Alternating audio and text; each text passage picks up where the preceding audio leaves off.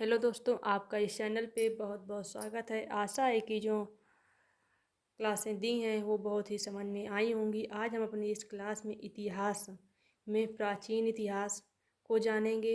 इस घटना चक्र की बुक में हम बहुविकल्पी प्रश्न, जिसको हम एमसीक्यू बोलते हैं, वो हम कराएंगे बिल्कुल बेसिक से।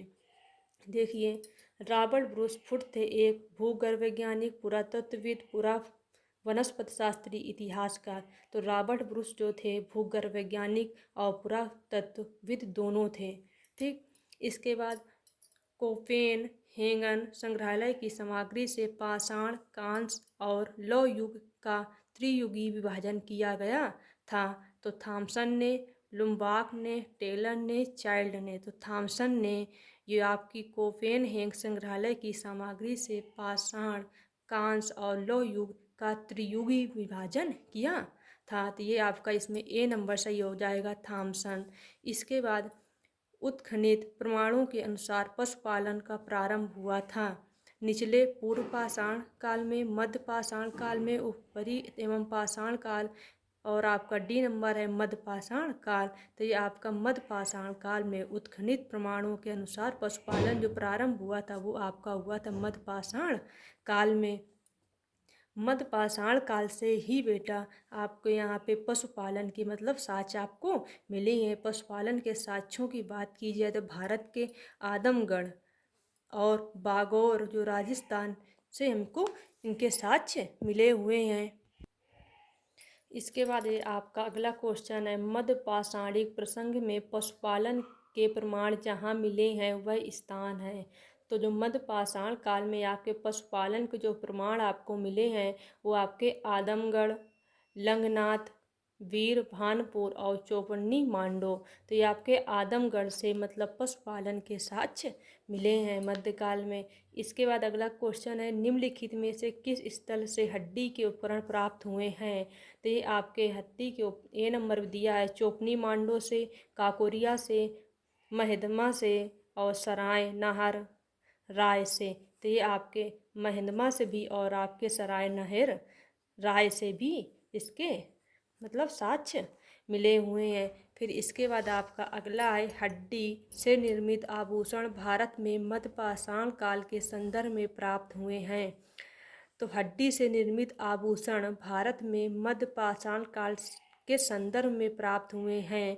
तो हड्डी से निर्मित जो आपका है ए नंबर दिया है सराय नाहर राय से, महिदहा से, लेखिया से, चौपनी मांडो से। ये आपका सराय नाहर राय से और महिदड़ा से आप इसमें हड्डी से निर्मित आभूषण भारत में मध्य पाषाण काल में प्राप्त हुए हैं।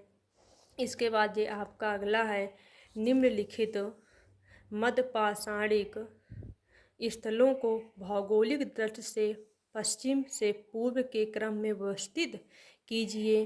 तो यहाँ पे पैसरा दिया है, फिर लेखैया, भीर भानपुर, महिदहा। तो निम्नलिखित दिया नीचे दिए गए कूट से सही उत्तर का चयन कीजिए। तो ये आपका ये दिया हुआ है जो आपका, तो सही क्रम में पश्चिम से पूर्व की ओर हमको दिखाना है। तो ये आपका पहले आपका आ जाएगा जो महिदहा है, ये आपका जो प्रतापगढ़ उत्तर प्रदेश में पड़ता है। इसके बाद आपका आ जाएगा लेखहिया जो मिर्ज़ापुर उत्तर प्रदेश में पड़ता है। इसके बाद ये आपका आ जाएगा पश्चिम से पूर्व में हो जाएगा अब पैसरा, ये आपका बिहार में पड़ता है। और भीर भानपुर जो आपका पश्चिम बंगाल में है। तो ये आपका पहले आएगा महिदमा, फिर आपका लेखमिया, फिर पैसरा, फिर आपका आ जाएगा भीर भानपुर। तो मतलब ये आपका सी नंबर सही हो जाएगा। इसके बाद है, एक ही कब्र से 3 मानव कंकाल निकले हैं। मतलब वह स्थान हमको बताना है जहाँ से 3 मानव कंकाल मिले हुए हैं। तो ये आपका दिया है सराय नाहर राय से, दमदमा से, महिधा से और लंगनाज से। तो ये आपका दमदमा से मतलब एक ही कब्र से, एक कब्र थी उसमें 3 वानों के कंकाल मिले हैं। ठीक है, ये आपका दमदमा जो आपका उत्तर प्रदेश के प्रतापगढ़ जिले में है। इसके बाद खाद्यान्नों की कृषि सर्वप्रथम प्रारंभ हुई थी। तो खाद्यान्नों की जो कृषि प्रारंभ हुई थी वो आपकी नवपाषाण काल में प्रारंभ हुई थी, और ये आपके मध्यपाषाण काल और प्रोटो ऐतिहासिक काल पुरापाषाण काल थे। आपके खाद्यान्नों की कृषि जो प्रारंभ हुई थी वो आपके नवपाषाण काल से शुरू हो गई थी। इसके बाद भारत में मानव का सर्वप्रथम साक्ष्य कहाँ मिलता है, तो दिया है नीलगिरी पहाड़ियाँ, शिवालिक पहाड़ियाँ, नलमला पहाड़ियाँ, नर्मदा नदी। तो ये आपकी मानव के जो सर्वप्रथम भारत में जो साक्ष्य मिले हैं वो मिले हैं आप हमारे नर्मदा नदी पर।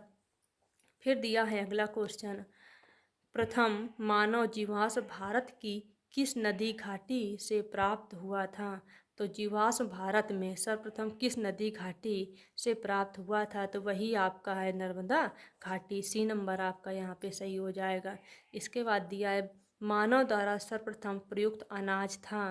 तो मानव द्वारा जो प्रयुक्त अनाज था दिया है गेहूँ, चावल, जौ, बाजरा।